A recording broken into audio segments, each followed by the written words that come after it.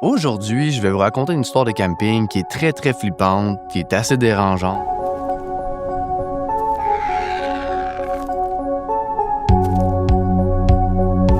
L'après-midi du 6 mai 2008, il y a un homme de 54 ans qui s'appelle Ricky Williams. Il est debout, il est au bord de la rivière, il lance sa ligne dans l'eau de Dismal Creek en Virginie de l'Ouest. Et Ricky, il espère avoir de la chance puis attraper au moins quelques truites. Parce que là, ça fait à peu près 30 minutes qu'il est là. Il n'y a aucune touche, il y a zéro touche, il n'y a rien qui mord, ça pogne pas. En temps normal, Ricky, il s'en fiche complètement de pas nécessairement avoir un poisson tout de suite parce que Ricky aime ça tout simplement, pêcher pendant des heures, juste pour la paix de la nature et tout ça. Mais aujourd'hui, lui et son chien qui est juste à côté de lui, ils ont faim, les deux sont affamés parce qu'ils sont dehors dans des bois en camping depuis plusieurs semaines maintenant. Et leur provision de nourriture est en train de se terminer tranquillement. Il reste plus beaucoup de nourriture. S'ils n'attrapent pas de poissons, ils pourront pas manger tout simplement. Ils vont crever de faim. Donc, juste pour vous donner le contexte, l'endroit où Ricky est en train de pêcher, à Dismal Creek, que ça s'appelle, c'est un nom assez lugubre, considérant que Dismal, ça veut dire littéralement lugubre. Donc, c'est un endroit qui est assez magnifique, c'est un endroit qui est isolé, un endroit que les gens aiment, apprécient pour la beauté de la nature, tout ça. C'est un endroit qui est dans une trail de Appalachian. C'est un sentier assez célèbre. C'est un sentier de 3500 km de long qui longe toute la côte est des États-Unis. Et la raison pour laquelle ça, c'est pertinent, c'est que normalement, dans ce genre de trail-là, il y a un code assez spécial pour les gens qui font de la randonnée sur cette trail-là. En fait, c'est un code que tout le monde, tous les randonneurs connaissent, c'est assez basique. Et si vous croisez quelqu'un, un autre randonneur sur l'Appalachian Trail, c'est votre responsabilité de l'aider s'il a besoin d'aide. Et c'est votre responsabilité d'aider quelqu'un si cette personne-là a besoin d'aide. Ça va dans les deux sens. Donc, c'est une communauté de randonneurs qui sont toujours prêts à s'entraider. Donc, Ricky, lui, est très conscient de ce code-là sur cette trail-là. Donc, il espère secrètement qu'un autre randonneur va passer, peut-être lui offrir de la nourriture s'il a besoin, mais le temps passe, il y a toujours personne qui passe. Et Ricky, lui, n'a pas attrapé de poisson, il n'y a absolument rien qui mord. Et là, soudainement, le chien de Ricky, qui est juste à côté de lui, commence à faire des petits grognements, commence à gémir un peu. Elle commence à bouger bizarrement, comme s'il y avait un prédateur qui était pas loin. Et là, Ricky, essaie de calmer son chien, il comprend pas ce qui se passe. Mais en même temps qu'il essaie de le calmer, il commence à entendre une voix dans les bois, juste derrière lui. Il y a quelqu'un qui se déplace tranquillement vers lui. Là, quand il entend cette voix, d'un côté, il est plutôt excité parce qu'il se dit que, peut-être qu'il y a un randonneur qui va être assez gentil pour lui donner de la nourriture. Mais de l'autre côté, il y a une partie de lui qui se sent pas vraiment bien, il se sent relativement mal à l'aise. Et là, il faut comprendre quelque chose, que Ricky, c'est un homme qui est plus âgé, c'est un homme qui est assez frêle. Et au cours des dernières semaines qu'il a passé en camping avec son chien, disons que les provisions de nourriture n'étaient pas à leur apogée. Il avait perdu du poids, il était devenu de plus en plus maigre. Puis on comprend que Ricky ne présente pas nécessairement une menace pour qui que ce soit. Et la trail, bien que c'est un endroit qui est quand même assez relativement sûr, ce qu'il faut savoir, c'est qu'au cours des dernières décennies, il y a eu plusieurs meurtres qui ont eu lieu sur cette trail-là.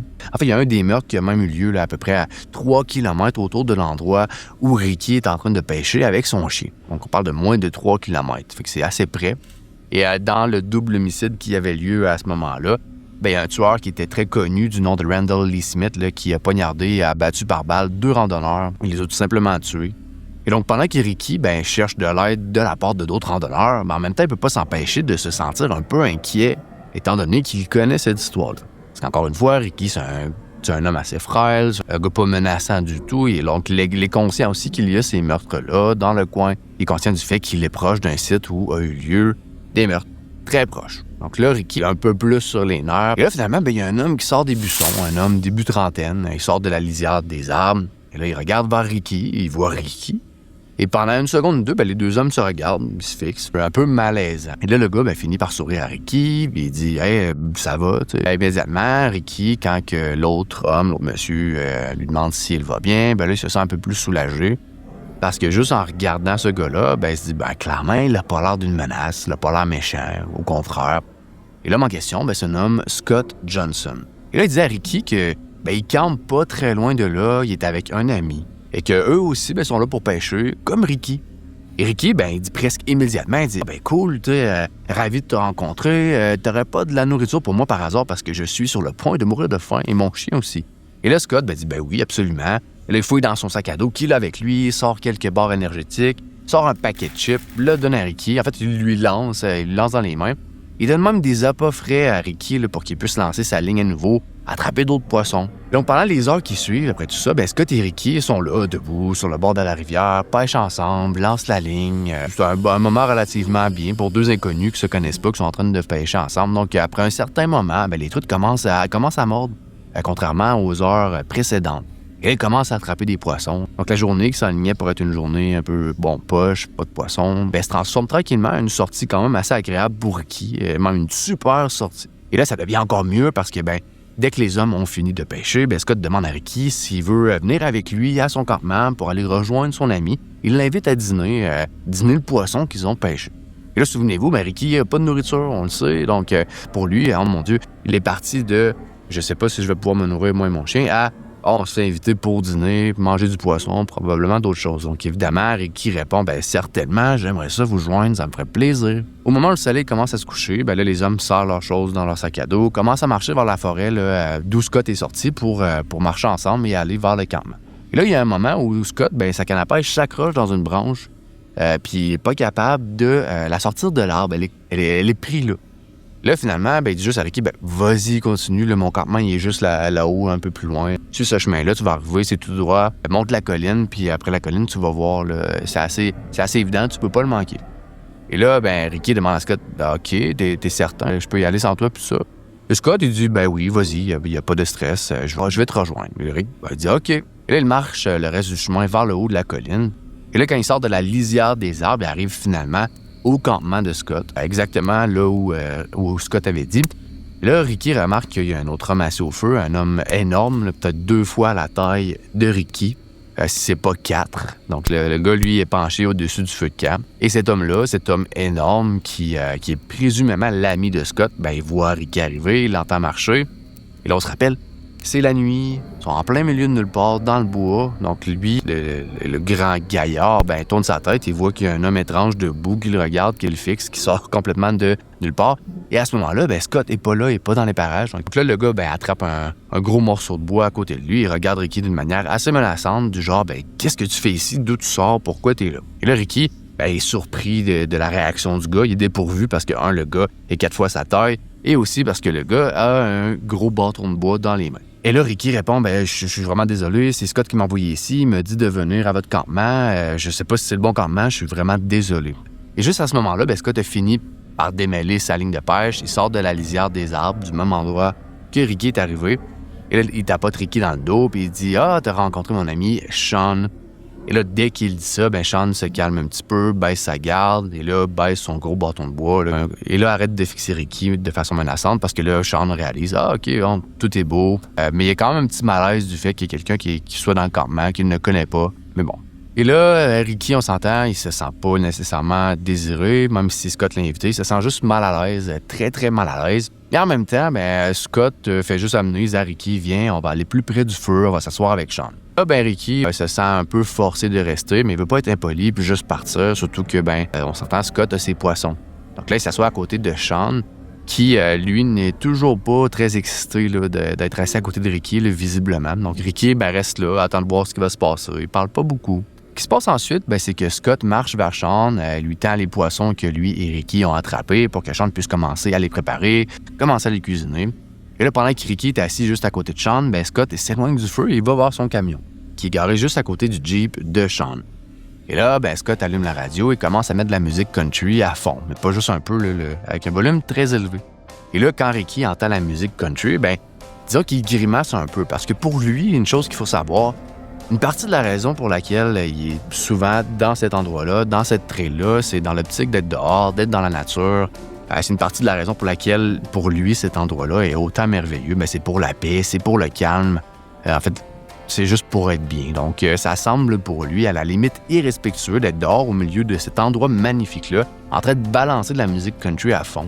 Et donc, pour Ricky, il peut pas s'empêcher de sentir qu'il y a quelque chose de peut-être anormal ou qui cloche avec ces deux gars-là. Pour lui, ces deux gars-là semblent juste irrespectueux, semblent même un peu brusques, parce qu'ils n'ont pas nécessairement pris en considération le fait qu'il était peut-être mal à l'aise de les rejoindre. C'est comme si on l'avait forcé à être là. Il les sent même un peu agressifs. Donc Ricky, il est pas content d'être là. Il se sent obligé, puis en plus, là, il y a la musique qui joue à tue-tête. Encore une fois, Ricky se décide de rester. Il dit rien, il veut pas partir parce qu'il trouve que ce serait peut-être brusque ou impoli, tout ça. Puis surtout, en fait, probablement, la raison principale, c'est qu'il a vraiment faim. Et son chien a faim aussi, donc il a besoin de manger ce poisson-là. Un petit moment plus tard, Scott finit par revenir du camion et s'assoit à côté de Sean.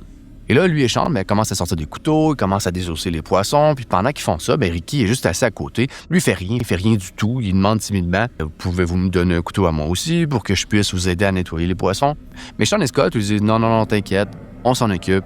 Fais juste vis ta vie sur ta bûche, puis écoute la musique country, on s'en occupe. » Là, Ricky, il reste là, un petit peu mal à l'aise, il est assis, il est nerveux, son chien est à côté de lui. Et puis tout ce qu'il peut faire, c'est regarder la lumière du feu. Les deux hommes d'épaisser les poissons avec leurs couteaux, ils voient le reflet des flammes dans les lames, un petit peu mal à l'aise dans tout ça.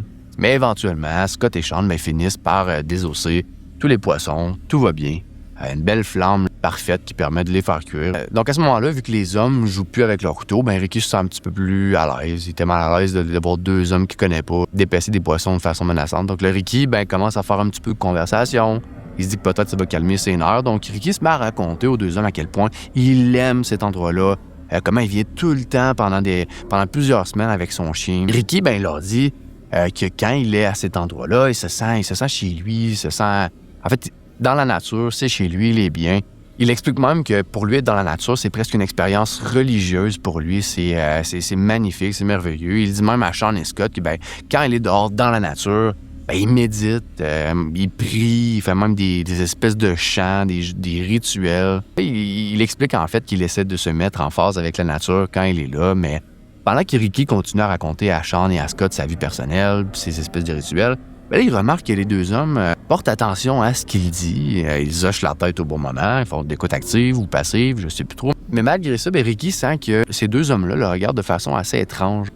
Un peu comme s'il était mal à l'aise d'entendre toutes les choses sur sa vie, comme s'il y avait une espèce de lueur dans leurs yeux qui disait « C'est quoi le délire avec ce gars-là? » Donc là, Ricky se sent un peu embarrassé de s'être ouvert à ces deux gars-là qui donnent l'impression de ne pas l'aimer du tout, peut-être le trouver bizarre ou peut-être juste pas vouloir qu'il soit là, qu'ils ont juste envie qu'il déguerpisse. Heureusement, juste à ce moment-là, quand, disons, le malaise est à son apogée, là, le poisson est enfin cuit, le poisson est prêt. Et là, les hommes finissent par manger le poisson, ils engloutissent chaque petit morceau de chair du poisson. Et là, à ce moment-là, Ricky a mangé, il fait noir, il est prêt à partir, et de toute façon, il se sent très mal à l'aise à cet endroit-là. Après avoir posé son assiette, avoir remercié Sean et Scott pour leur hospitalité, là, il se lève assez rapidement, prend son chien par la laisse, et il commence à marcher dans le bois vers son campement, en direction où son campement était. Et après que Ricky et son chien ont marché peut-être 5 mètres du campement, là, il y a deux choses qui se passent très rapidement. Deux choses. Première des choses, Ricky s'arrête soudainement et se retourne.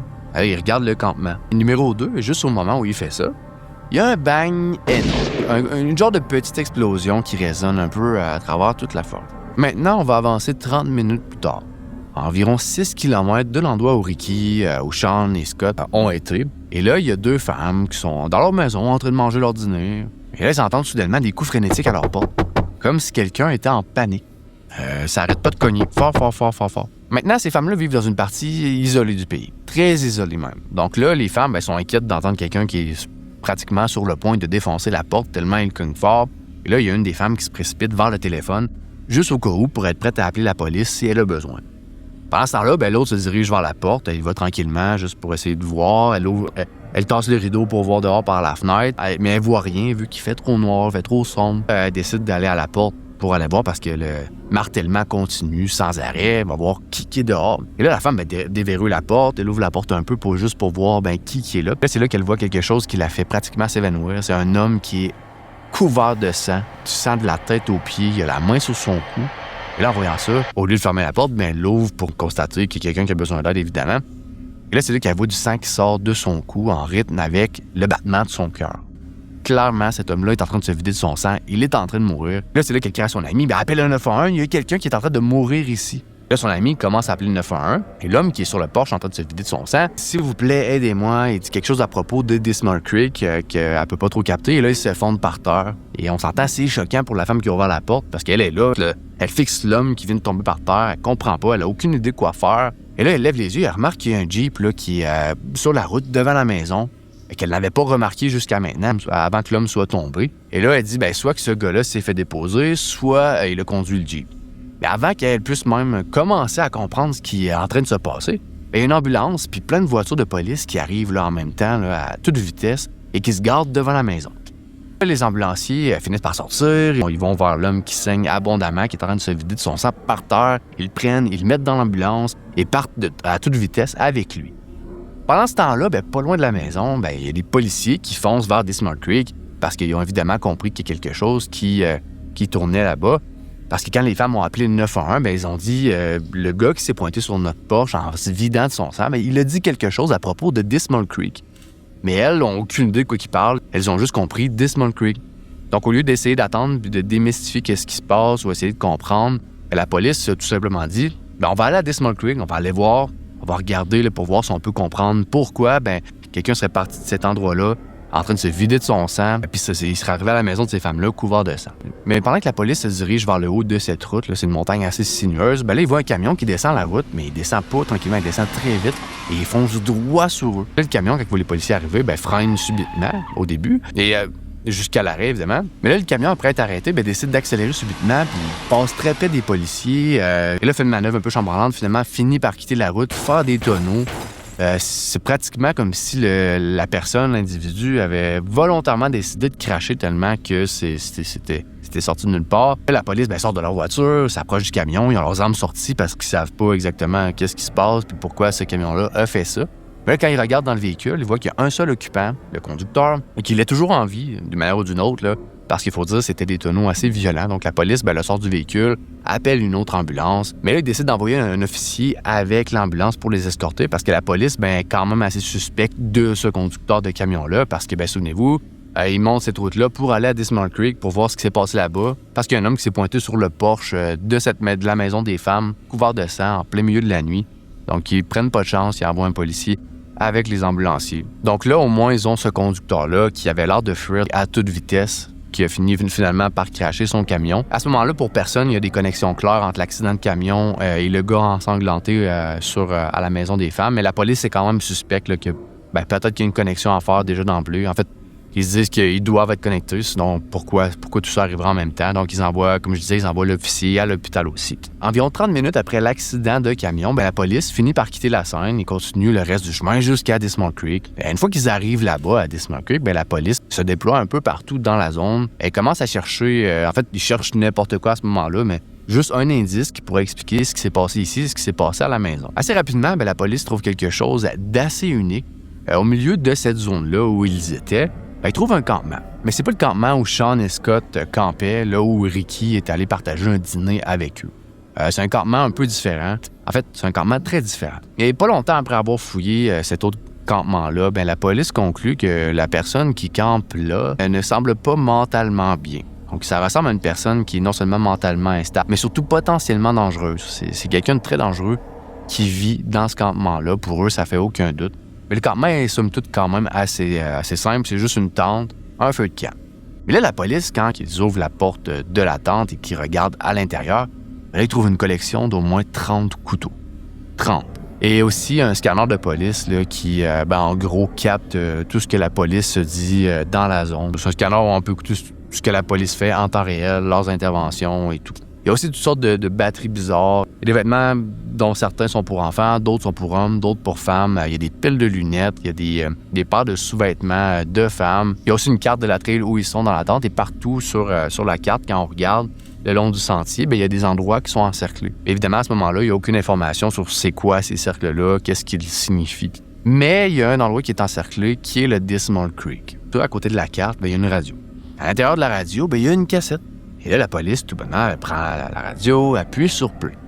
Et là, ce qu'ils entendent, ça les fait flipper. En fait, ça ferait flipper n'importe qui. Ce qu'ils entendent dans la cassette, ça ressemble à une espèce de rituel satanique. En gros, c'est la voix d'un homme, visiblement seul, qui hurle et qui chante encore et encore, toutes sortes d'espèces de bruits étranges. Les policiers, à ce moment-là, disons qu'ils sont un peu plus inquiets. Mais la chose la plus choquante qu'ils trouvaient à l'intérieur de la tente, c'est un morceau de papier.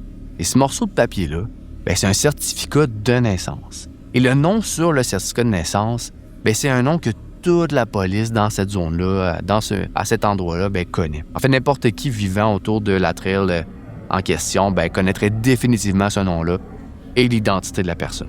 Le nom sur le certificat de naissance, c'est la clé là, qui va finir par rassembler tous ces événements-là qui, apparemment, pouvaient peut-être être déconnectés. Et là, les policiers commencent à faire des liens assez rapidement.